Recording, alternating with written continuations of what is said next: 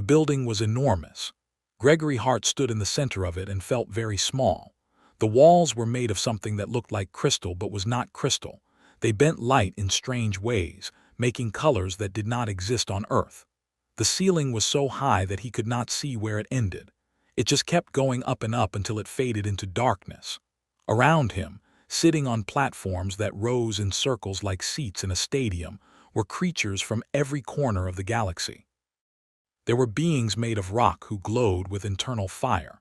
There were things that looked like giant insects with too many legs. There were blob-like creatures that changed shape as they moved. There were beings that floated in the air without touching the ground. There were so many different types of aliens that Gregory's brain hurt trying to count them all. 4,000 different species. 4,000 different worlds. All of them gathered in this one place to make decisions about the galaxy.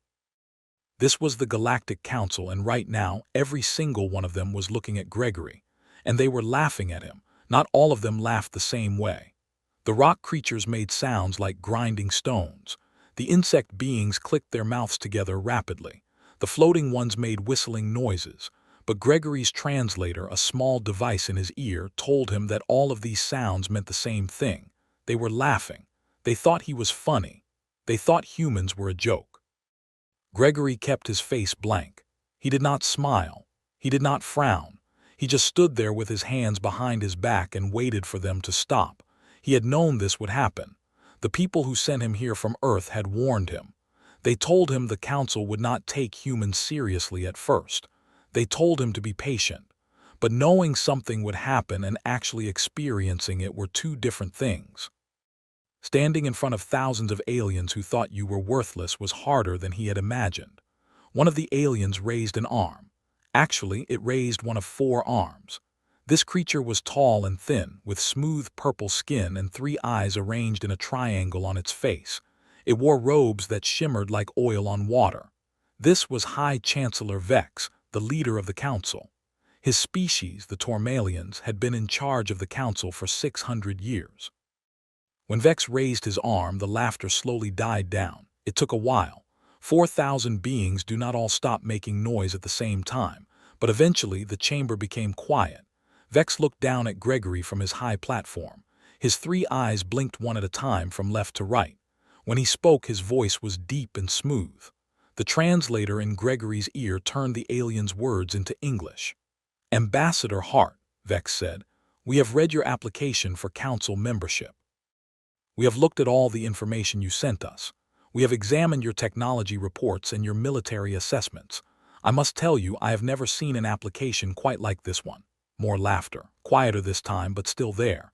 Vex's 3 eyes seemed to show amusement. Gregory understood.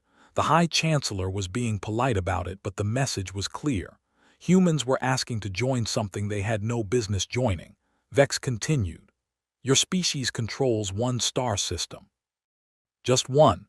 Most Council members control hundreds of systems. Some control thousands. You have 3 colony planets and none of them are finished yet. Your fastest ships take weeks to travel across your own solar system. Most of us can cross our empires in days." The High Chancellor gestured with another one of his arms, and a picture appeared in the air between him and Gregory. It was a hologram, floating in space with no screen to hold it. The image showed a spaceship. Gregory recognized it immediately. The Avalon, humanity's pride and joy. The finest ship Earth had ever built. The ship was beautiful. She was 1.5 kilometers long, with smooth lines and a dark hull that reflected starlight like water. Gregory had seen her in person before coming here. He had walked through her corridors. He had met her crew. He knew how much work had gone into building her. Thousands of people had spent years designing and constructing the Avalon. She represented the best of human engineering. To the Council, she was apparently hilarious. The laughter started again, louder this time. Some of the aliens pointed at the hologram. Others made gestures that Gregory's translator could not interpret, but that clearly meant they thought the ship was inadequate.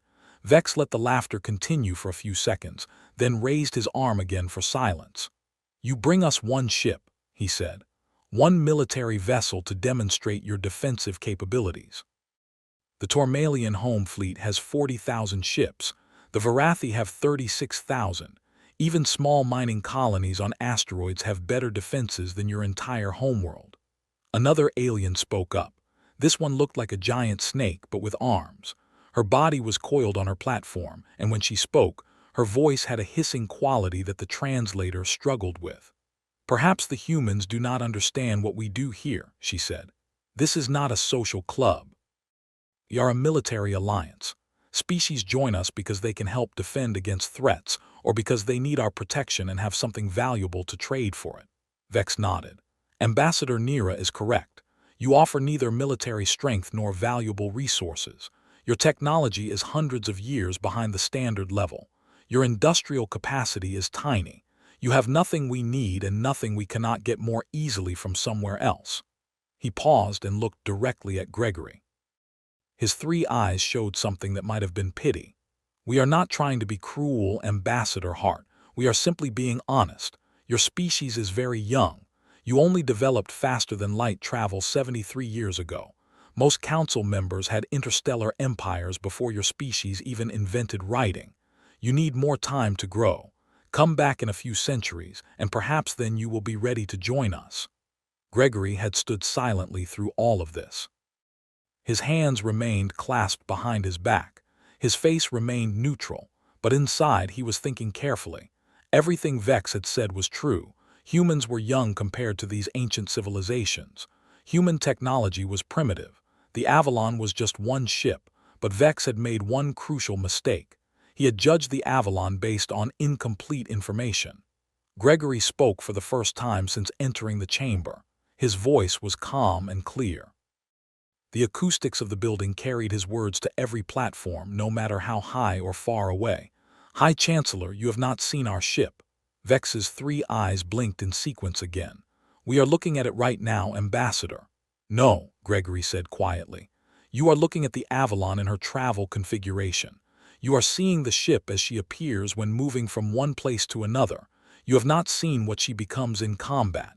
The chamber became very quiet. Gregory could feel thousands of alien eyes focused on him now. Even Vex leaned forward slightly, his posture showing interest. Nira, the snake-like ambassador, spoke again. "Are you saying your ship can transform, that it has multiple configurations?" "I am saying," Gregory replied, "that you are making judgments based on what you see. But what you see is not the whole truth. The Avalon is designed to be efficient when traveling. She folds herself into a compact shape to maximize speed and minimize energy use. But in combat she unfolds. She becomes something else entirely." Vex tilted his head. It was a gesture that looked almost human. "Very well, Ambassador. If your ship has hidden capabilities, please demonstrate them. I am certain we would all be interested to see what you mean." The laughter returned, but it was different now. Less certain. Some of the aliens seemed genuinely curious. Others still seemed amused, as if they expected Gregory to embarrass himself further. Gregory touched the device on his wrist. It was a communicator, linked directly to the Avalon in orbit above the planet. He spoke one word into it: "Deploy." Far above the Council planet in the darkness of space, Captain Laura Bennett received the command. She sat in the command center of the Avalon, surrounded by screens and controls. Her crew sat at stations around her. They had been waiting for this moment for 3 days, ever since they had arrived in this system. Laura was 38 years old. She had been in the military for 20 years and in space for 15. She had commanded smaller ships before, but the Avalon was something special. The Avalon was humanity's statement to the galaxy. "We are here," the ship said. "We matter." Now it was time to prove it. "Begin deployment sequence," Laura ordered. Her voice was steady and professional. Lieutenant Kevin Shaw sat at the engineering station. He was young, only 25, but he knew the Avalon better than anyone except Laura herself. His fingers moved across his console, pressing buttons and sliding controls. "Initiating structural release," he said. "All sections responding, all pilots ready." The Avalon began to change. From the outside, it looked like the ship was breaking apart. Lines appeared along the hull, glowing with blue light. These lines traced patterns across the ship's surface, dividing it into sections. Then the sections began to separate. Each section was itself a complete spaceship. Each had its own engines, its own power source, its own weapons, its own life support. Each had a pilot sitting inside it, connected to the ship through a neural link that let them control it as naturally as they controlled their own bodies. The sections rotated as they separated, moving into predetermined positions. They formed a sphere around the point where the Avalon had been, spreading outward like a flower opening its petals. In the council chamber, the hologram showed everything. 4,000 representatives watched as the single ship became 2 ships, then 4, then 8. The number kept doubling, 16, 32, 64. The laughter had stopped completely. The chamber was silent now except for the quiet sounds of breathing and movement. Thousands of beings watched the hologram with complete focus. The ships continued to deploy. The sphere grew larger and larger. Between the ships, blue lines of energy appeared. These were shields, but not normal shields. These shields connected the ships together, forming a web of protection that covered the entire formation. Gregory watched the hologram along with everyone else, but he also watched the reactions around him. He saw aliens leaning forward. He saw them pointing at screens and talking to each other in urgent whispers. He saw Vex's 3 eyes widen with what looked like shock. The deployment finished. 128 ships now floated in space where there had been 1 ship before. They hung in perfect formation, each exactly where it needed to be. The shield web between them glowed softly, creating geometric patterns that were almost beautiful. 128 independent vessels, Gregory said into the silence. Each one can operate alone if needed. Each one has its own weapons and defenses. But that is not what makes them powerful. He gestured at the hologram. Watch. The ships began to move, but they did not move like separate vessels. They moved like one being, like a school of fish in water, like a flock of birds in the sky. They flowed through space in patterns that seemed impossible, creating formations that appeared and dissolved in seconds. The shield web changed with them. The blue lines shifted and reformed, creating corridors and channels through the formation. If an enemy attacked, those channels would guide the enemy's weapons into traps. If the Avalon needed to attack, those channels would focus its own weapons into devastating concentrations of power.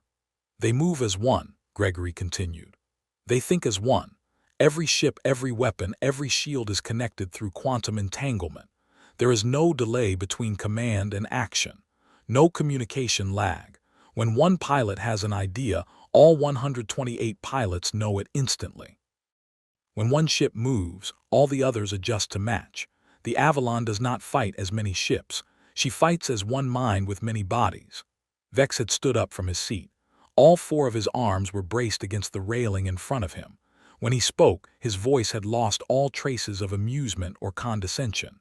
How is this possible? Quantum coordination at this scale should not work. The processing requirements alone would be beyond any computer system we have ever seen. You are right, Gregory said. No computer could do this. That is why we do not use computers for this. Not alone, anyway. He paused, making sure every being in the chamber was listening. The Avalon is coordinated by her pilots. 128 human beings, each one connected to their ship through a neural interface. They do not tell the ship what to do. They are the ship. When the Avalon moves, they move. When she fights, they fight. And because all their minds are linked together through the quantum network, they share thoughts and reactions faster than any computer could process. Nira made a sound that the translator interpreted as shock. You have connected living brains directly to your weapons. That is insane. The psychological stress would destroy any normal mind. That is why we choose our pilots very carefully, Gregory replied. Every person flying in the Avalon volunteered for this. Every one of them went through years of training. Every one of them is monitored constantly to make sure they are healthy and happy. We would never force anyone to do this. But for those who want it, for those who are capable of it, the result is something that no technology alone can achieve. The hologram showed the formation completing its demonstration. The 128 ships came together again, forming a perfect sphere with no gaps. The shield web covered the entire structure like a soap bubble, seamless and complete. Inside that sphere, they could protect something the size of a small moon. Then, in perfect synchronization, The ships began to fold back together. They rotated and compressed, fitting into each other like puzzle pieces. The sphere collapsed inward, becoming smaller and smaller until it was once again a single ship. The entire transformation from one ship to 128 and back again had taken less than 3 minutes. Gregory looked around the chamber. No one was laughing now. Some of the aliens looked impressed. Some looked shocked. Some looked worried. Vex looked like he was recalculating everything he thought he knew about humanity. The High Chancellor slowly sat back down. He stared at the hologram for several long seconds. Then he looked at Gregory. That was remarkable, Ambassador Hart. Truly remarkable. However, a demonstration under controlled conditions is one thing. Real combat is another matter entirely. Battles are chaotic and unpredictable. We would need to see how your ship performs under actual combat stress before we could properly evaluate your application. Gregory had expected this as well. What did you have in mind, High Chancellor? Vex touched a control on his platform, and the hologram changed. Instead of showing the Avalon, it now showed a different star system. Gregory saw a yellow sun with several planets orbiting it. One of the planets was highlighted in red. The Kelrath system, Vex said. It is on the outer edge of Council space. 3 days ago, it was attacked by Void Wraith raiders. Gregory felt his stomach tight. He knew about the Void Wraiths. Everyone did. They were one of the few threats that even the mighty Council took seriously. The Void Wraiths were not a single species or government. They were pirates, criminals, and mercenaries from dozens of different races. They lived in the empty spaces between stars, hiding in the darkness, striking at targets, and then disappearing before anyone could respond. They were dangerous because they were unpredictable. They used stolen technology, modified and combined in strange ways. They did not follow normal tactics, and they were absolutely ruthless. If the Void Wraiths attacked a planet, they did not just steal resources. They took hostages. They killed anyone who resisted. They left entire worlds traumatized. 3 Council patrol groups have already tried to break through to Kelrath Prime, Vex continued. All 3 failed. The Wraiths destroyed them or drove them away. Current intelligence suggests there are at least 40 Wraith vessels in the system. They have established a blockade around the primary colony planet. 7 million civilians are trapped on the surface. The hologram zoomed in, showing the planet surrounded by small dots. Each dot was a ship. Gregory counted them quickly. 43 ships formed a sphere around the planet, preventing any vessels from approaching or leaving. The Council is assembling a major fleet response, Vex said. But gathering enough ships will take time. Time that the people on Kelrath Prime do not have. 6 hours ago, the Wraiths sent us a message. They want us to officially recognize their territorial claims in the Outer Rim. If we do not agree within 48 hours, they will start executing hostages. 1,000 people every hour until we comply or until everyone on the planet is dead. He leaned forward and looked directly at Gregory. That gives you 41 hours and 12 minutes, Ambassador. If your ship is truly as capable as you claim, here is your opportunity to prove it. Break the blockade. Evacuate the civilians. Save those 7 million lives. Gregory's mind raced. 43 enemy ships. The Avalon would be outnumbered more than 3 to 1, even with all her sections deployed. And these were not regular military vessels with predictable tactics. These were Void Wraiths who fought dirty and cared nothing about honor or rules. But 7 million people, 7 million civilians who had done nothing wrong except be in the wrong place when monsters showed up. Children, parents, grandparents, shopkeepers and teachers and farmers. Normal people living normal lives until violence found them. And if we succeed, Gregory asked, if the Avalon breaks the blockade and saves those people, Vex spread all 4 of his arms wide, then humanity will have proven itself worthy of Council membership. You will have shown not just capability but also character. The willingness to risk your only major military asset to save strangers is exactly the kind of behavior we expect from our members. Neera spoke again, her hissing voice carrying across the chamber. Of course, if you fail, your ship will be destroyed. Your species will have lost its greatest achievement, and those 7 million people will still die. We would not recommend attempting this unless you are completely confident of success. Gregory looked at the hologram. 43 enemy ships surrounded the planet like a wall of death. He thought about Captain Bennett and her crew aboard the Avalon. He thought about the 128 pilots who had volunteered to link their minds and their lives to the ship. He thought about all the people back on Earth who had worked so hard to build humanity's bridge to the stars. And he thought about 7 million innocent people counting on someone, anyone, to save them. He touched his communicator. "Captain Bennett, are you receiving this transmission?" Laura's voice came through immediately. "Yes, Ambassador. I heard everything. We have already calculated the fastest route to the Kelrath system. Maximum acceleration will get us there in 8 hours. Your assessment, Captain." There was a pause. Gregory knew Laura was talking to her officers, checking data, running simulations through the ship's computers. The Avalon might be controlled by human minds, but she still had computers to help with calculations and predictions. When Laura spoke again, her voice was firm. 43 vessels is a significant force, but we trained for scenarios like this. The Void Wraiths use standard pirate tactics: hit fast, hit hard, and retreat if the enemy seems too strong. They are not prepared for something like us. Sir, we can do this. Gregory felt something loosen in his chest. Not relief, not yet, but confidence. He trusted Laura. He trusted her crew. He trusted the 128 pilots who would become the Avalon when she unfolded. He looked up at Vex. "Humanity accepts your challenge, High Chancellor. The Avalon will depart for the Kelrath system within the hour. We will break the blockade and save those people." For the first time since Gregory had met him, Vex's expression showed something that was not condescension or amusement. It might have been respect. It might have been concern. It might have been both. "Then we wish you fortune, Ambassador Hart," Vex said quietly. "The Council will be monitoring the situation.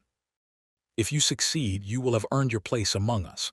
If you fail, we will remember your courage and the courage of your crew." Gregory nodded once and turned to leave the chamber. Behind him, 4,000 representatives watched him go. Some were clearly hoping humanity would succeed. Others were probably hoping humanity would fail, to prove they had been right to dismiss us. Most were probably just curious to see what would happen. None of that mattered now. What mattered was the Avalon. What mattered was 7 million lives. What mattered was proving that humanity deserved to stand among the stars. As Gregory walked down the long corridor leading out of the council building, he opened a channel to the entire Avalon crew. Every person aboard the ship would hear this message.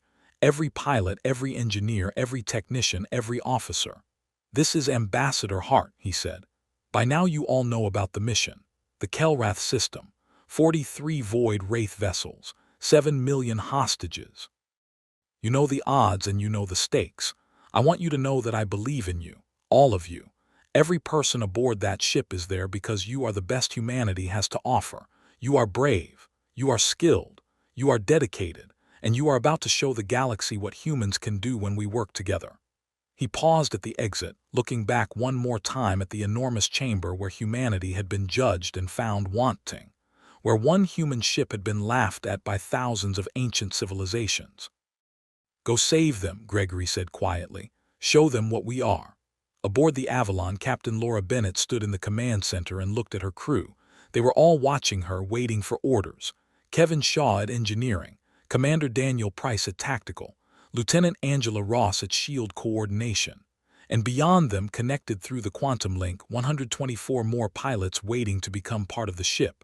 Laura smiled. Not a happy smile, not a confident smile. A smile that said she understood exactly how difficult this would be, and she was ready anyway. "You heard the Ambassador," she said. "Navigation, set course for Kelrath Prime. Engineering, prepare for maximum acceleration. Tactical, start running combat simulations. I want 3 different attack plans ready by the time we arrive. Shield coordination, check every connection in the network. If anything is even slightly off, I want to know about it." Her crew responded instantly, their fingers flying across controls, their voices calling out confirmations. The Avalon began to move, her massive engines pushing her away from the Council planet and out toward the darkness of interstellar space. Laura sat in her command chair and felt the ship around her. Even without the neural link fully engaged, she could sense the Avalon's systems. The steady thrum of the engines, The quiet hum of the life support. The gentle pulse of the quantum network connecting all the pilots. They had 8 hours until they reached the Kelrath system.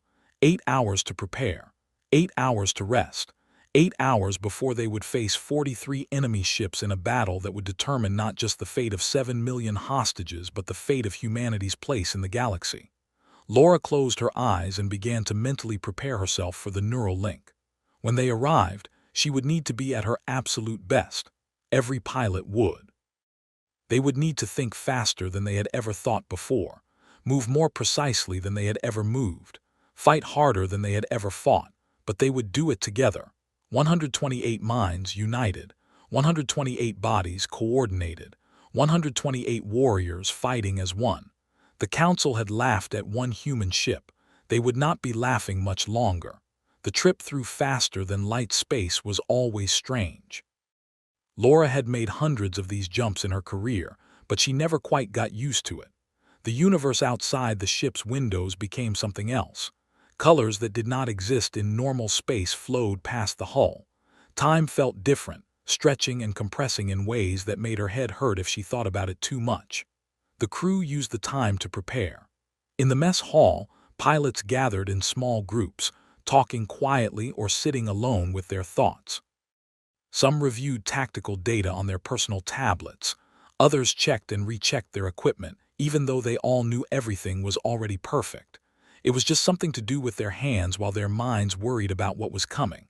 Lieutenant Kevin Shaw found Laura in her quarters 4 hours into the journey. He knocked on the door frame, even though the door was already open. Laura looked up from the report she was reading and smiled. "Come in, Kevin. What do you need?" Kevin stepped inside and stood awkwardly for a moment. He was brilliant with machines and systems, but people made him nervous sometimes. "I wanted to give you the final systems check, Captain. Everything is running at optimal levels. All 128 ship sections are showing green across the board. The quantum network is stable. Power distribution is balanced. We are ready." "Good," Laura said. She gestured to a chair. "Sit down for a minute, Kevin." He sat, looking uncertain. Laura put down her tablet and looked at him directly. "How are you feeling about this mission?" Kevin blinked. "The ship is ready, Captain. I just told you that." "I did not ask about the ship," Laura said gently. "I asked about you." Kevin looked down at his hands. He was quiet for a long moment. When he finally spoke, his voice was softer than usual. "I am scared, Captain, not for myself. Well, maybe a little for myself, but mostly for everyone else. If I make a mistake, if I miss something in the power distribution or the quantum network, people could die, not just us. Those 7 million hostages. They are all counting on us to save them, and what if I am not good enough?" Laura leaned forward. "Kevin, do you remember why you were chosen for this crew?" "Because I know the ship's systems better than anyone else," he said. "That is part of it," Laura agreed. "But the real reason is because you care. You worry about making mistakes because you understand how important this is. Someone who does not care would not be scared right now. They would be overconfident, and overconfidence gets people killed faster than fear ever does." She stood and walked over to the window, looking out at the strange colors of faster-than-light space. "We are all scared, Kevin. I am scared. Daniel is scared. Angela is scared. Every single pilot on this ship is scared. But we are going anyway because those 7 million people need us. And we are not going alone. We have each other. When we link into the neural network, we will share more than just tactical information. We will share our strength, our courage, our determination.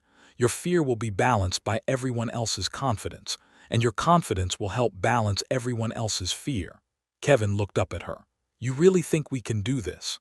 "I know we can," Laura said firmly. "Because we are not just a crew, we are not just a ship, we are something new, something the galaxy has never seen before, and we are about to show them exactly what that means." Kevin nodded slowly and stood up.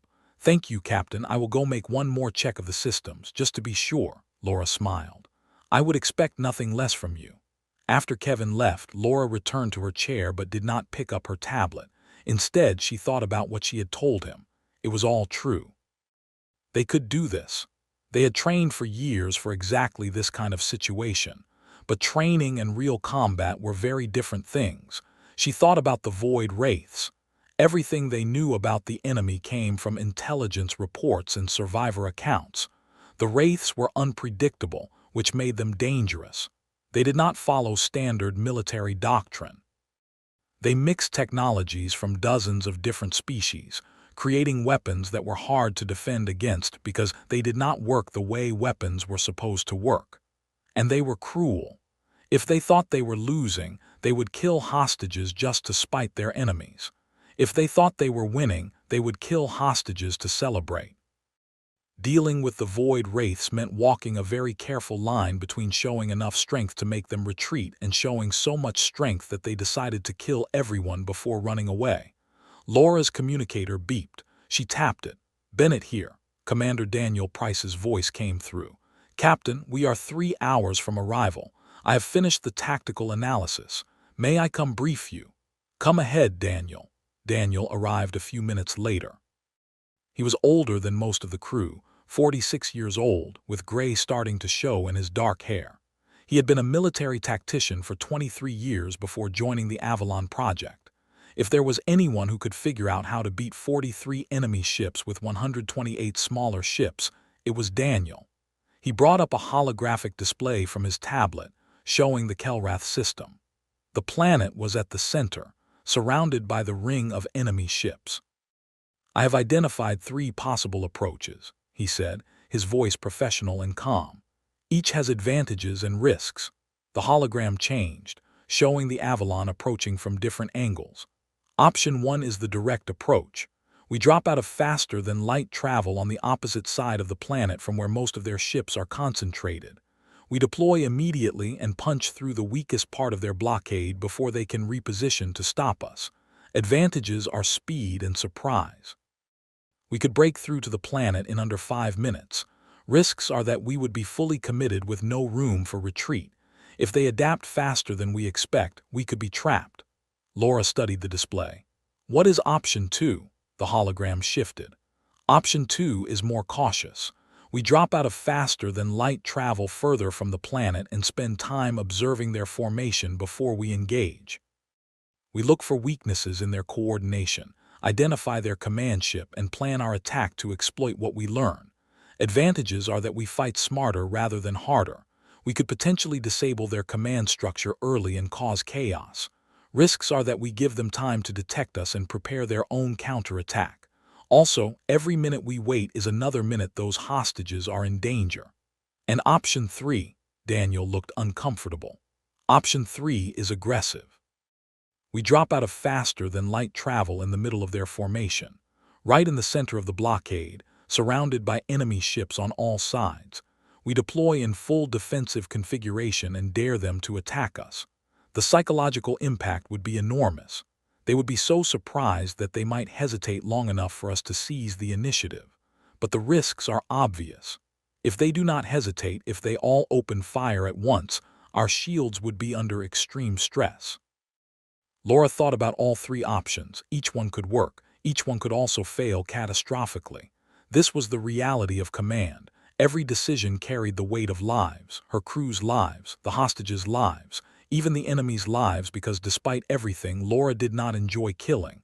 She would do it to protect innocent people, but she would not enjoy it. "What is your recommendation, Daniel?" He hesitated. "Tactically, option 2 is the smartest, but time is not on our side. The Void Wraiths issued their ultimatum with a deadline. If we arrive with only a few hours to spare, we may not have time to observe and plan. We might need to choose between option 1 or option 3. And of those 2, I honestly do not know which is better. Option 1 is safer for us but gives them more options. Option 3 is riskier for us but takes away their options." Laura nodded slowly. "Thank you, Daniel. Prepare detailed plans for all 3 options. We will decide which one to use when we see the actual situation. The intelligence reports might be wrong. There might be more ships than we expect or fewer. Their formation might be different. We need to be ready to adapt." "Understood, Captain." Daniel paused at the door. "Laura, if I may speak personally for a moment, of course. I have been in combat before, many times, but never like this. Never with stakes this high. I just want you to know that I have complete faith in you and this crew. Whatever happens out there, I am honored to serve with all of you." Laura felt her throat tight. "The honor is mine, Daniel. Now go get some rest. You will need to be sharp when we arrive." After he left, Laura sat in silence for a long time. She thought about Gregory Hart down on the council planet, waiting to hear if they succeeded or failed. She thought about the people on Earth, billions of humans who did not even know this mission was happening but whose future depended on its outcome. She thought about the 7 million hostages on Kelrath Prime, probably terrified, probably losing hope. And she thought about her crew, 128 pilots who had volunteered to have their minds linked together, 128 individuals who would become one unified intelligence when the neural network engaged, 128 people who trusted her to lead them into battle and bring them home safely. Laura closed her eyes and reached out mentally to the neural network. Even though it was not fully engaged yet, she could feel it there, like a door waiting to be opened, like a symphony waiting to begin. She touched it gently just to reassure herself that it was ready, and for just a moment she felt the minds on the other side, her crew, her people. She felt their determination, their courage, their absolute willingness to do whatever was necessary to save those hostages. She withdrew from the network and opened her eyes. 3 more hours. 3 more hours until they would find out if the council had been right to laugh at one human ship. 3 more hours until they would prove that humanity deserved its place among the stars. Or 3 more hours until they would fail, and 7 million people would pay the price for human ambition. Laura stood and walked to her personal locker. She pulled out her flight suit, the specially designed garment that would interface with the neural link. She ran her fingers over the smooth fabric, feeling the embedded sensors that would connect her brain directly to the ship. Then she began to prepare. There was work to do. There were always preparations to make before battle. Check your equipment, review your plans, quiet your mind, center yourself, become ready for whatever was coming. The Avalon continued through faster-than-light space, carrying her crew toward their destiny. Behind them, the Council planet grew more distant with every passing second. Ahead of them, the Kelrath system waited. 43 enemy ships, 7 million hostages, and one chance to show the galaxy what humanity could do. The Council had laughed. Soon, they would see if they had been right to laugh or if they had made a terrible mistake by underestimating the humans. Either way, the galaxy was about to change. One human ship was about to unfold, and nothing would ever be quite the same again. The alarm woke every pilot on the Avalon at the same moment. Not a loud alarm. Not an emergency siren. Just a gentle chime that said the same thing to everyone. Time to work. Time to fight. Time to become something more than human. Laura was already awake. She had not really slept during the last 2 hours of the journey. She had tried, but her mind would not stop working. She kept thinking about the tactical plans, about her crew, about the hostages waiting on the planet below. So when the chime sounded, she was already dressed in her flight suit and ready to go. She walked through the corridors toward the command center. All around her, she could hear doors opening, footsteps in the hallways, quiet voices as pilots checked in with each other. The nervous energy was almost visible in the air. Everyone knew what was about to happen. Everyone was trying to stay calm. When Laura entered the command center, her senior officers were already there. Daniel stood at the tactical station, studying the displays with intense focus. Angela was at shield coordination, her fingers moving across her console as she ran final checks on the energy barrier network. Kevin was at engineering, monitoring every system in the ship. "Status," Laura said simply. Daniel spoke first. "We will exit faster than light travel in 90 seconds. Long-range sensors are already detecting the Kelrath system ahead. Initial readings confirm the intelligence reports. Multiple vessels in orbit around the primary planet." "All shield generators are online and ready," Angela added. "The quantum network is stable. All 128 pilots are connected and responding."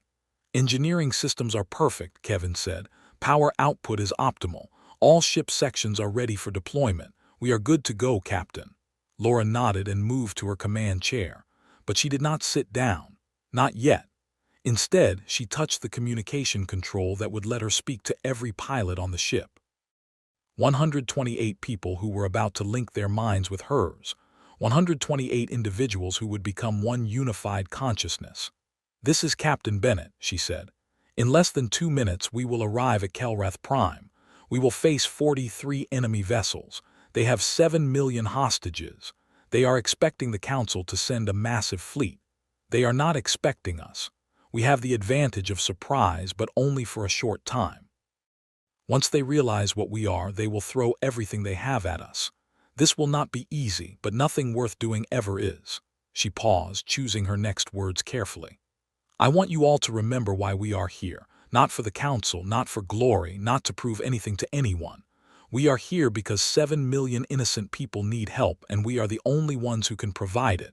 Every child on that planet, every parent, every grandparent. Every person who is scared and alone and hoping someone will save them. That is why we fight. That is why we will win. Another pause. When we link into the neural network, you will feel everyone around you. You will share thoughts and emotions with people you barely know. It can be overwhelming at first. Do not fight it. Let it happen. Trust your training. Trust each other. Trust me. We are not 128 separate pilots. We are one mind, one purpose, one ship. And we are about to show the galaxy something they have never seen before. She took a breath. Link in. All pilots activate neural interface. Let's go save some lives. Laura sat down in her command chair and reached for the neural interface helmet. It was a sleek piece of equipment, lightweight but filled with complex technology. Sensors that would read her brain activity. Transmitters that would send her thoughts to the quantum network. Receivers that would bring everyone else's thoughts to her. She put it on and felt it automatically adjust to fit her head perfectly. Then she closed her eyes and pressed the activation button.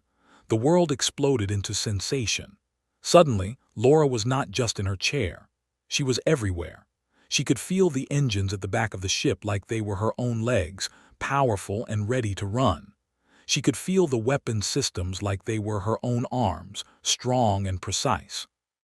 She could feel the hull like it was her own skin, sensitive to every particle of dust that touched it. But more than that, she could feel the other pilots. Their minds pressed against hers, not invading but present. She felt Daniel's tactical awareness, his ability to see patterns and predict enemy movements. She felt Angela's focus on the shields, her understanding of energy flows and defensive geometry. She felt Kevin's intimate knowledge of every system, every wire, every circuit in the ship.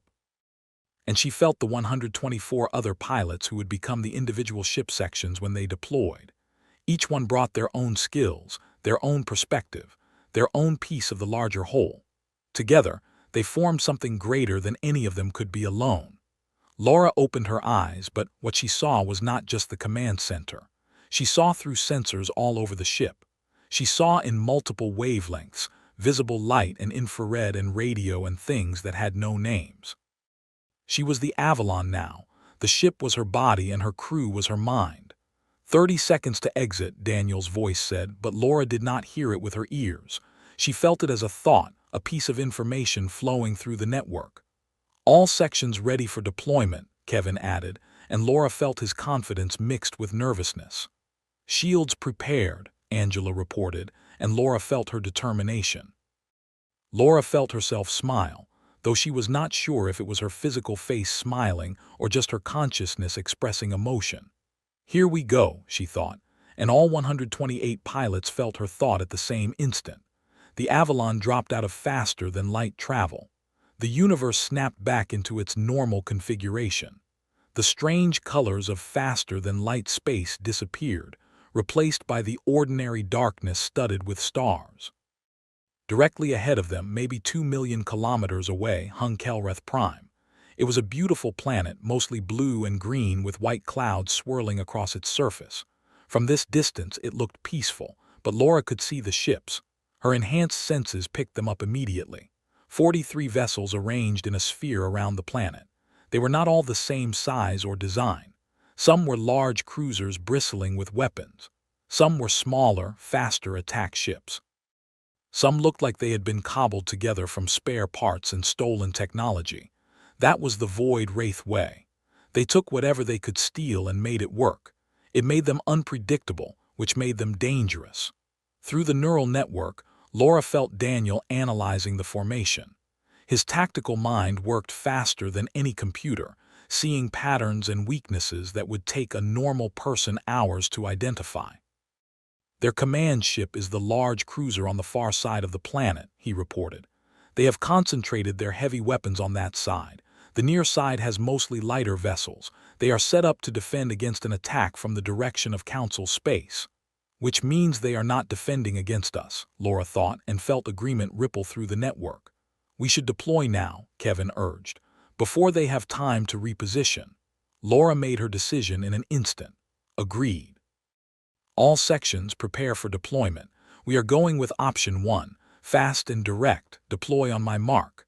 She felt 128 minds focus simultaneously, all of them becoming perfectly aligned. This was the moment they had trained for. This was what the Avalon was built to do. Deploy, the ship unfolded. To the void wraiths watching from their blockade, it must have looked like the human ship was breaking apart. Alarms would be sounding on every bridge, sensors registering what appeared to be a catastrophic structural failure. Some of the Wraith captains probably thought their job had just gotten easier.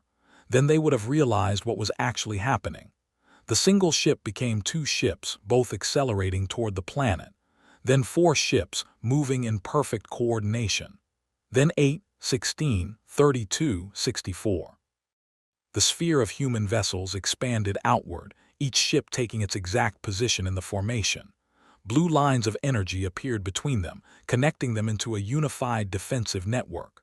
Laura felt the deployment complete through the neural network. 128 ships all moving as one. She could feel every pilot, their individual consciousness still present but merged into the larger whole. She was them and they were her. The Avalon was not a ship anymore. It was a living thing, thinking and moving with one unified purpose. The void wraiths responded. Of course they did. They were pirates and murderers, but they were not cowards. The nearest ships opened fire, sending streams of energy weapons and missiles toward the human formation. Laura felt Angela take control of the shields.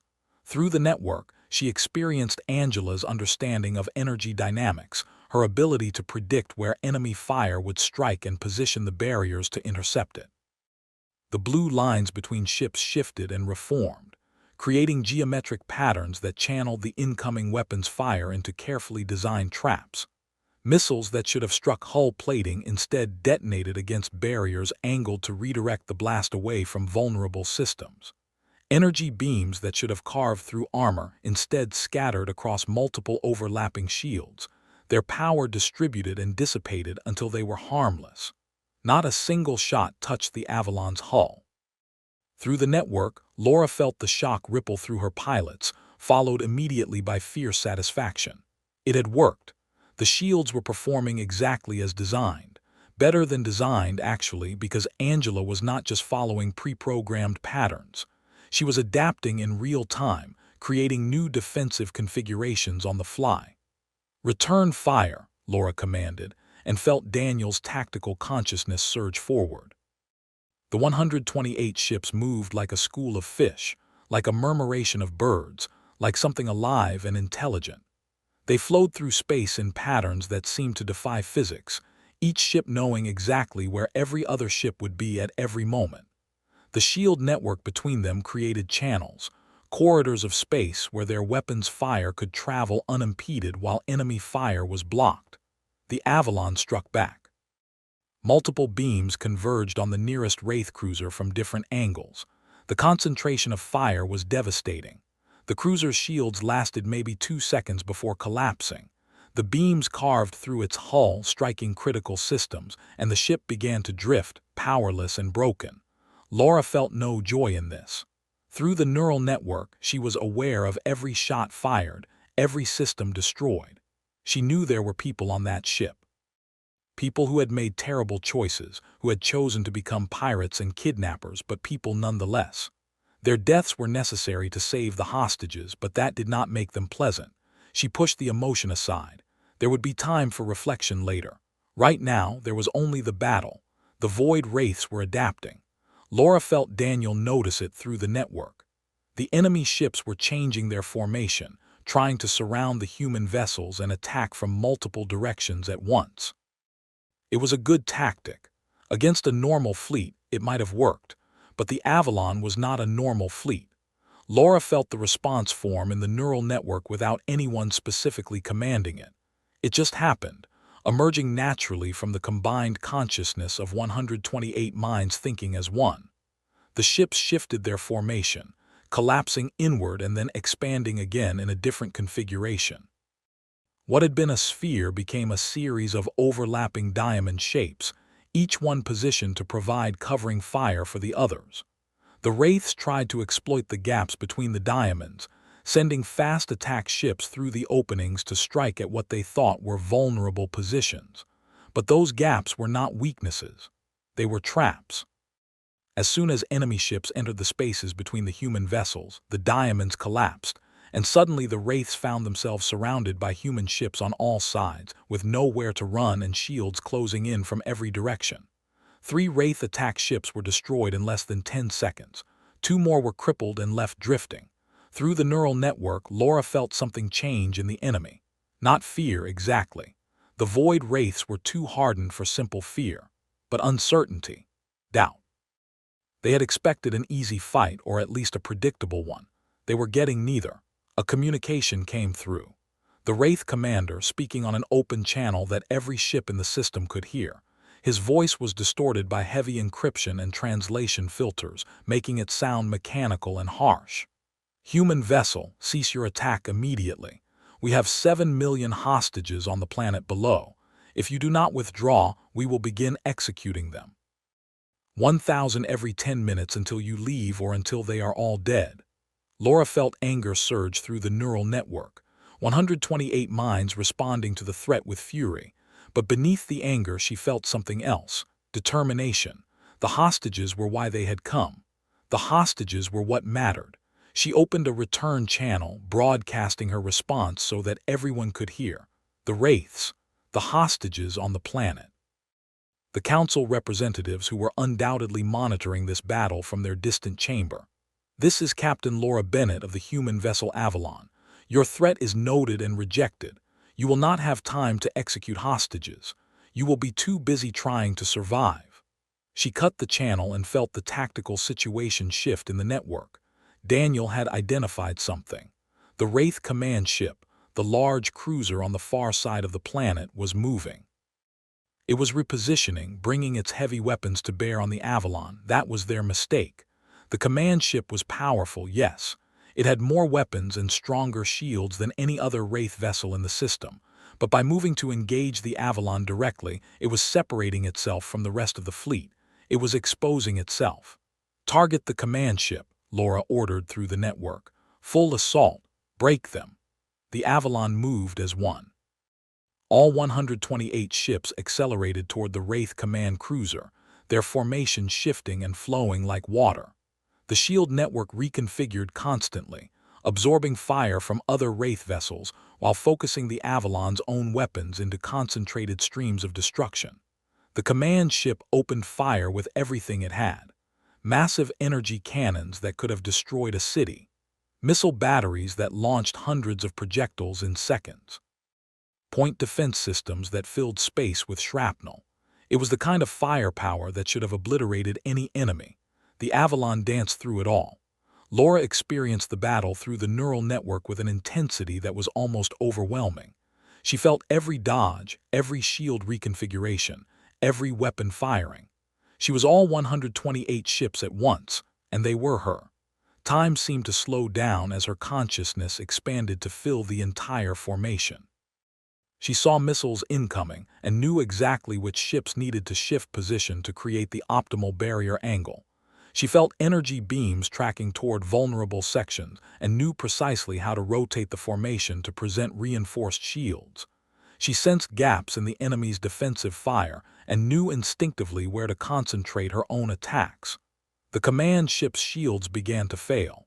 Not all at once, not catastrophically, but section by section, as the Avalon's focused fire found weak points and exploited them. The human weapons were not individually more powerful than what the Wraiths had, but they were perfectly coordinated. Every shot was aimed to hit the exact same shield section within microseconds of every other shot, concentrating force in ways that overwhelmed the defensive systems. Through the network, Laura felt one of her pilots take damage. Section 73 had gotten too close to a Wraith heavy fighter and taken a direct hit to its port side. The pilot was unhurt, but the ship's hull had been breached. Laura felt the pilot's surge of adrenaline, felt them compensating for the damage, felt the other nearby ships automatically adjusting their positions to cover the wounded vessel. 73, fall back to defensive position, Laura commanded through the network. 68, cover their withdrawal. The orders were carried out instantly with no delay between thought and action. That was the power of the neural network. That was what made the Avalon different from any other ship in the galaxy. The Wraith Command ship's shields finally collapsed completely. For a moment it hung in space, vulnerable and exposed. Laura felt Daniel's tactical awareness highlight the critical systems, the bridge, the engine room, the main power generator. She hesitated. She could destroy this ship completely. She could kill everyone aboard, including the Wraith commander who had threatened to execute hostages. It would be justified, it would be deserved. But through the neural network she felt something from her crew, not a command, not even a suggestion, just a feeling, a shared understanding that they were not here to kill, they were here to save. Target their weapons and engines only, Laura ordered. Disable them but leave life support intact. The Avalon's weapons spoke again. Precise shots, carefully aimed, struck the command ship's weapon systems and propulsion units. Explosions blossomed across the cruiser's hull as critical systems were destroyed. Within seconds, the once mighty vessel was reduced to a floating hulk, powerless and harmless but still supporting the lives of everyone aboard. The other Wraith ships saw their command vessel fall. Through the network, Laura felt the shift in the battle's momentum. The enemy had lost their coordination. Individual captains were making individual decisions now, and those decisions were increasingly focused on survival rather than victory. Some of the Wraith vessels turned and fled, accelerating away from the planet as fast as their engines could push them. Others tried to continue fighting, but without coordination they were easy targets. The Avalon moved through them methodically, disabling ship after ship with surgical precision. Laura counted the ships as they fell or fled. 10 disabled. 15. 20. The Wraiths who chose to run were allowed to escape. The ones who chose to fight were systematically neutralized, not destroyed, not killed, just rendered unable to threaten anyone. Through the neural network she felt the battle winding down, the intensity of combat fading, the sharp focus of survival giving way to something else, exhaustion, relief, and a growing awareness of what they had accomplished. The last Wraith vessel, a small attack ship that had been hiding behind one of Kelreth Prime's moons, finally powered down its weapons and began broadcasting a surrender signal. Laura accepted it without comment. There had been enough fighting. All enemy vessels neutralized or retreated, Daniel reported through the network. His consciousness was tired but satisfied. The blockade is broken. The planet is secure. Laura felt herself take a deep breath, though she was not sure if it was her physical body breathing or just her consciousness expressing relief. Time elapsed since engagement began. 19 minutes, Kevin answered. She felt his amazement through the network. 19 minutes from first contact to complete victory. Casualties, Laura asked, though she already knew the answer through the network. She could feel every one of her pilots. She would have known instantly if anyone had been seriously hurt. 0 fatalities, Angela reported. 3 ships with minor hull damage.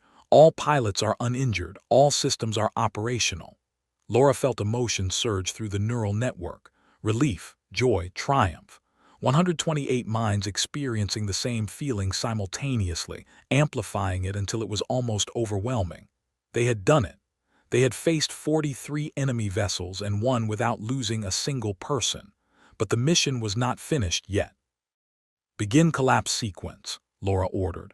Reform into single configuration and establish orbit around Kelreth Prime. We need to make contact with the surface and coordinate evacuation procedures. The 128 ships began to fold back together. Through the network, Laura experienced the transformation from the perspective of every pilot simultaneously. She felt the individual sections rotating and compressing, fitting back into each other with perfect precision. The sphere of vessels collapsed inward, becoming smaller and denser until it was once again a single ship. As the Avalon reformed, Laura felt the neural network begin to disconnect. The intense unity of combat consciousness was fading, and the individual pilots were becoming separate again. It was always a strange feeling, like waking up from a vivid dream. For those minutes during battle, she had been part of something larger than herself.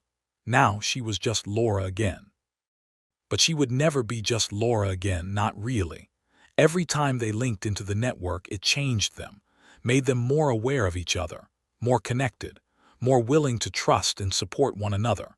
The neural link was not just a tactical tool. It was something that brought them together as people. Laura removed her neural interface helmet and looked around the command center. Her officers were doing the same, taking off their helmets and blinking as they readjusted to perceiving the world through only their own senses. Kevin was grinning. Angela looked stunned. Daniel had tears in his eyes, though whether they were from joy or relief or exhaustion, Laura could not tell. "Good work, everyone," she said quietly. "I am proud of all of you." "We could not have done it without you, Captain," Daniel said. "Your leadership through the network was incredible. I have never experienced anything like that." Laura shook her head. "We did it together, that is the point. No single person could have accomplished this, but 128 people working as one, we can do anything." She turned to the communications console. "Open a channel to Kelreth Prime. Let's tell them they are safe." The channel opened and Laura spoke to the planet below. "Kelreth Prime, this is Captain Laura Bennett of the human vessel Avalon. The blockade has been broken. All Void Wraith vessels have been neutralized or driven away. You are secure. Please prepare to receive evacuation support if needed. We will maintain orbit until Council relief forces arrive." For a moment, there was silence. Then the response came through, and Laura heard something in that voice that she would remember for the rest of her life. It was the sound of desperate hope suddenly fulfilled. The sound of people who had given up and then been given a second chance. "Avalon, this is Kelrath Prime Central Authority. We do not have words to express our gratitude. 7 million people owe you their lives. Thank you, thank you, thank you." Laura felt her throat tight. This was why they had come, not for glory, not for recognition. For this moment when people who had been facing death could suddenly hope for life again. "You are welcome," she said simply. "We are honored to have been able to help." She closed the channel and sat back in her command chair. Around her, her crew was celebrating quietly, congratulating each other, relieved and happy. Through the windows of the command center, she could see Kelreth Prime rotating slowly below them. A beautiful world, now saved from the monsters who had threatened it. Her communicator beeped. It was Ambassador Hart calling from the Council planet. She tapped the device. "Captain Bennett, I watched the entire battle through the Council's monitoring systems. The entire Council watched. I do not think I have ever seen 4,000 representatives sitting in complete silence before, but that is what happened. They watched you unfold, they watched you fight, they watched you win, and now they understand." Laura smiled tiredly. "Understand what, Ambassador? That they were wrong to laugh at one human ship. That humanity has earned its place among the stars. High Chancellor Vex is calling for an immediate vote on our application. I think it is going to pass unanimously, Captain. We did it." "You did it. We all did it," Laura corrected gently.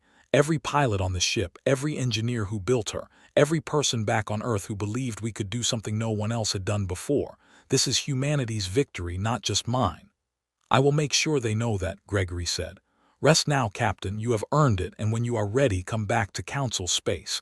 I think they want to honor you properly this time. No more laughter, only respect." The communication ended. Laura sat in her chair and looked at her crew. Kevin was explaining something about the power distribution systems to another engineer, his hands moving excitedly as he talked. Angela was reviewing shield performance data, already thinking about how to improve for next time. Daniel was quietly writing his after-action report, documenting everything that had happened so they could learn from it. They were tired. They were relieved. But they were also proud. They had done something important. They had saved lives. They had shown the galaxy that humanity mattered. And they had done it together. Laura closed her eyes and let herself rest for the first time in hours. The battle was over. The hostages were safe. Humanity had earned its place in the Galactic Council, but more importantly, they had proven something that no amount of advanced technology or ancient wisdom could match. They had proven that people working together, truly together, with complete trust and unity, could accomplish the impossible. The Council had laughed at one human ship. They would never make that mistake again, because the Avalon was not just a ship. She was a symbol of what humanity could become when they worked as one. And that was something worth more than any amount of military power or technological advancement. It was hope. Hope that the future would be better than the past. Hope that different species could learn from each other. Hope that the galaxy could be a place where everyone mattered, not just the ancient and powerful. Laura opened her eyes and looked out at Kelreth Prime. 7 million people down there who had been saved. 7 million lives that would continue because 128 humans had been brave enough to unfold their ship and fight for people they had never met. That was worth everything. That was why they had built the Avalon. That was why they had volunteered to link their minds together, not for glory or recognition or to prove humanity's worth to the Council. They had done it because it was right, because people needed help, because someone had to stand up to the monsters and protect the innocent. And if that earned humanity a place in the Galactic Council as a side benefit, well, that was just a bonus. The Avalon settled into a stable orbit above Kelreth Prime and waited for the Council's relief fleet to arrive. Inside the ship, the crew rested and recovered, sharing stories of the battle and celebrating their victory together. They had unfolded to show the galaxy what humans could do. Now they knew, and the galaxy would never forget. The hours after the battle passed in a strange mixture of activity and exhaustion. The crew had tasks to complete, damaged systems to repair, reports to file. But everyone moved slowly, their bodies and minds tired from the intensity of the neural link. Being connected to 127 other people, thinking and moving as one consciousness, took a toll that was difficult to explain to someone who had never experienced it. Kevin worked with his engineering teams to repair the 3 ships that had taken damage. The injuries were minor, mostly superficial hull breaches that could be patched with standard materials. But he checked every repair personally, making sure everything was perfect. He could not shake the memory of feeling Section 73 take that hit through the neural link. It had not been his ship, but it had felt like his body being wounded. That was the strange intimacy of the network. Everyone's pain became shared pain. Angela reviewed the SHIELD performance data with almost obsessive attention to detail. The barriers had worked perfectly, better than they had in any simulation or training exercise. But she wanted to understand why. What had she done differently during the actual battle? How could she replicate that performance next time? She made notes, drew diagrams, ran calculations. Other crew members saw her working and smiled. That was Angela, always trying to improve even after a perfect victory. Daniel spent time talking to the individual pilots, checking on their mental state after the battle. The neural link created intense bonds between people, but it could also be overwhelming. Some pilots needed to talk about what they had experienced. Others needed quiet time alone to process their thoughts. Daniel made himself available for both, listening when people wanted to talk, respecting silence when they needed space. One of the younger pilots, a woman named Claire Martinez who had been flying Section 42, came to find him a few hours after the battle. She looked shaken, and Daniel immediately invited her into a private conference room. "I killed someone today," Claire said quietly. Her hands were shaking slightly. "My ship's weapons destroyed that first Wraith cruiser. I felt the shots fire, I felt the impacts. Through the network, I even felt the moment their systems failed. And I knew there were people on that ship, people who died because of me." Daniel nodded slowly. He had been through this himself, years ago during his first real combat experience. "You did what was necessary," he said gently. "Those Wraith vessels were threatening 7 million innocent people. If we had not stopped them, they would have started executing hostages. Children, families, people who had done nothing wrong." "I know," Claire said. "Logically, I understand that, but emotionally it is different. I joined the Avalon Project because I wanted to help people. I wanted to save lives, and today I did save lives, 7 million of them, but I also took lives to do it. How do I reconcile that?" Daniel was quiet for a moment, thinking about his answer carefully. "You do not reconcile it," he finally said. "You carry it. You remember that those deaths had meaning because they prevented greater deaths. You honor the complexity of what we do by refusing to make it simple. Good people sometimes have to do hard things to protect others. That does not make the things less hard. It does not make the deaths less real, but it does make them necessary." He leaned forward. "The fact that you are struggling with this tells me you are exactly the kind of person who should be flying in the Avalon. Someone who does not care about taking lives would be dangerous. Someone who cares too much becomes a weapon. You care the right amount. You understand that what we did was necessary, but you are not happy about it. That is exactly how it should feel." Claire nodded slowly. "Thank you, Commander. That helps. I think I just needed to hear someone else say it." "Anytime," Daniel said. "And Claire, if you need to talk more, my door is always open. All of us who have been in combat carry these feelings. You are not alone." After Claire left, Daniel sat alone in the conference room for a while, thinking about his own experiences. He remembered his first battle 20 years ago. He remembered the faces of the people he had killed, even though he had never actually seen those faces. He remembered the weight of command, the burden of making decisions that determined who lived and who died. It never got easier. Anyone who said it did was lying or broken. But you learned to carry it. You learned to function despite the weight. And you learned to find meaning in the lives you saved rather than dwelling only on the lives you took.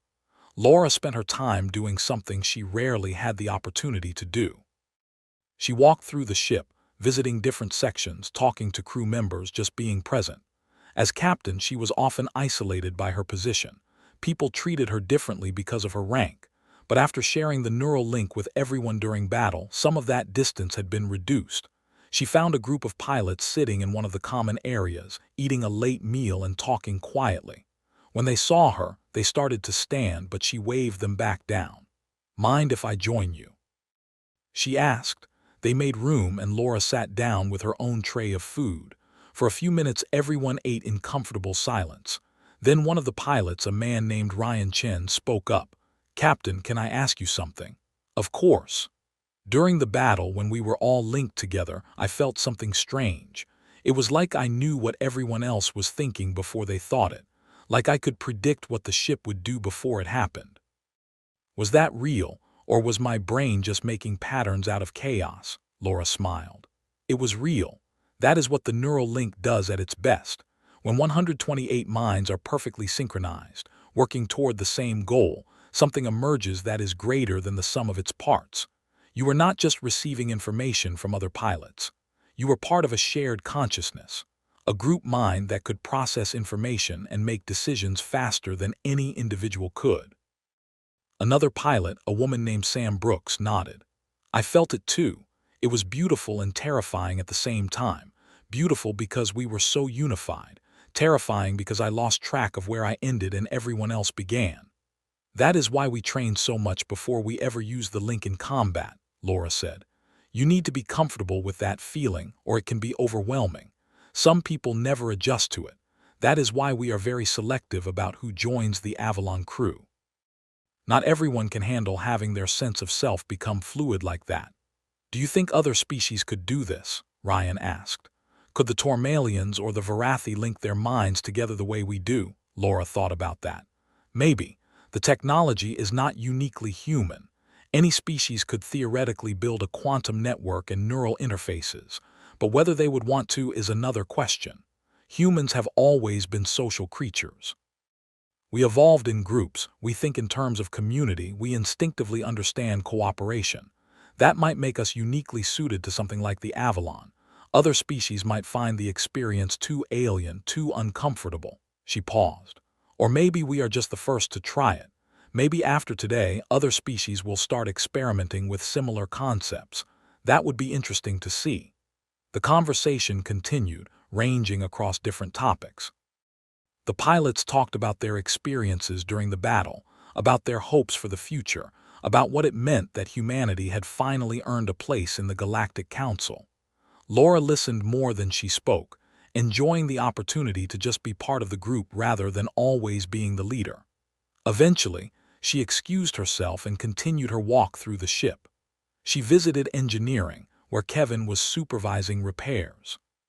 She stopped by medical, where the ship's doctors were monitoring everyone for any adverse effects from the extended neural link. She checked in with the pilots who had taken damage, making sure they were okay both physically and mentally. By the time she returned to her quarters, Laura was exhausted but satisfied. Her crew was doing well. They were processing the battle in healthy ways, supporting each other, learning from the experience. That was all she could ask for as their captain. She lay down on her bed and closed her eyes, intending to rest for just a few minutes. But sleep took her almost immediately, pulling her down into dreams of flowing formations and shared consciousness, and 128 minds thinking as one. 2 days later, the Council's relief fleet arrived at Kelrath Prime. 15 large transport ships and a protective escort of 30 military vessels. They came to evacuate any civilians who wanted to leave and to provide humanitarian aid to those who chose to stay. The Avalon remained in orbit, helping coordinate the relief efforts, until the Council representatives formally thanked them and gave them permission to return to Council space. The journey back was different from the journey there. The tension was gone, replaced by a quiet pride. The crew knew they had done something important. They had proven humanity's worth. They had saved 7 million lives, and they had shown the galaxy something new, something that might change the way warfare was conducted forever. When the Avalon arrived back at the Council planet, they were greeted very differently than they had been the first time. A full honor guard of Council vessels escorted them to a place of prominence in orbit. Messages of congratulation and respect came from hundreds of different species. An ambassador, Hart, informed them that the Galactic Council had voted unanimously to accept humanity as a full member. Laura and her senior officers were invited to attend a formal ceremony in the Great Assembly Hall. They dressed in their best uniforms and took a shuttle down to the planet's surface. As they walked through the corridors toward the chamber, Laura remembered the last time she had been here, listening through Gregory's communicator as the Council laughed at humanity's application. No one was laughing now. The assembly hall was full when they entered, 4,000 representatives from 4,000 species, all standing in respect. High Chancellor Vex stood at the center, his 3 eyes focused on the human delegation with an expression that Laura interpreted as profound respect. "Captain Bennett," Vex said, his voice carrying through the vast chamber. "Commander Price, Lieutenant Ross, Lieutenant Shaw, on behalf of the Galactic Council, I welcome you, and I apologize. When Ambassador Hart first came to us, we judged your species based on incomplete information. We saw one ship and assumed we understood your capabilities. We were wrong." He spread all 4 of his arms wide. "You have shown us something we thought impossible. 128 individuals acting as one unified consciousness. Perfect coordination achieved not through technology alone, but through the willingness of people to trust each other completely. This is a concept that challenges our assumptions about warfare, about cooperation, about what it means to work together toward a common goal." Vex paused. "But more than your tactical innovation, you have shown us something about character. You came to Kelrath Prime knowing you might die. You faced 43 enemy vessels with courage and skill, and when you won, you chose mercy over vengeance. You disabled your enemies rather than destroying them. You saved lives rather than taking them whenever possible. This is the behavior we expect from Council members. This is why humanity has earned its place among us." Ambassador Nera spoke next, her hissing voice somehow conveying warmth. "I must confess, I was among those who doubted humanity. I thought you were too young, too inexperienced. But age is not the same as wisdom. Sometimes the young see solutions that the old cannot imagine because they are not bound by tradition or habit. You have taught us that innovation matters more than age. For that lesson, we are grateful." Other representatives spoke, offering their own congratulations and reflections. Some talked about how the battle had changed their thinking about military coordination. Others discussed the philosophical implications of the neural link. A few simply expressed gratitude that 7 million lives had been saved. Finally, Vex turned to Gregory. "Ambassador Hart, please step forward." Gregory walked to the center of the chamber, standing next to Laura and her officers. Vex produced a small crystal object that glowed with internal light. "This is the seal of council membership," Vex said. "It represents your species' formal acceptance into our alliance. With this seal comes all the rights and responsibilities of membership. You will have a vote in council decisions. You will have access to our trade networks and our technological databases. You will be expected to contribute to our collective defense and to uphold our shared values." He handed the crystal to Gregory. "Welcome to the Galactic Council, humanity. We are honored to have you." The chamber erupted in sound. 4,000 different species, all expressing approval in their own ways. It was overwhelming and beautiful and strange all at once. Gregory held the crystal and looked at it for a moment. Then he turned to face the assembly. "On behalf of humanity, I accept this honor. We will strive to be worthy of your trust. We will contribute what we can to the Council's goals. And we will never forget that membership in this body is not just a privilege but also a responsibility. A responsibility to protect those who cannot protect themselves. A responsibility to seek peaceful solutions before violent ones. A responsibility to remember that all life has value." He paused. "The Avalon proved that humans can fight when necessary, but we hope to prove something else as well, that we can build, that we can create, that we can work together with other species to make the galaxy a better place. That is our real goal, not military dominance, not political power, just the opportunity to contribute to something larger than ourselves." The approval sounds grew louder. Laura felt tears in her eyes and did not bother to hide them. This was what they had worked for. This was what the Avalon represented. Not just a weapon, not just a ship, but a promise that humanity could be part of the galactic community. The ceremony continued with formal procedures and official declarations, but Laura barely paid attention to most of it. She was thinking about her crew, about the 128 pilots who had trusted her enough to link their minds together. She was thinking about the 7 million people on Kelrath Prime who were alive because those pilots had been brave. She was thinking about the future, about all the things humanity might accomplish now that they had a place at the table. The Council had laughed at one human ship, but that ship had unfolded to reveal something the galaxy had never seen. And in doing so, it had changed everything.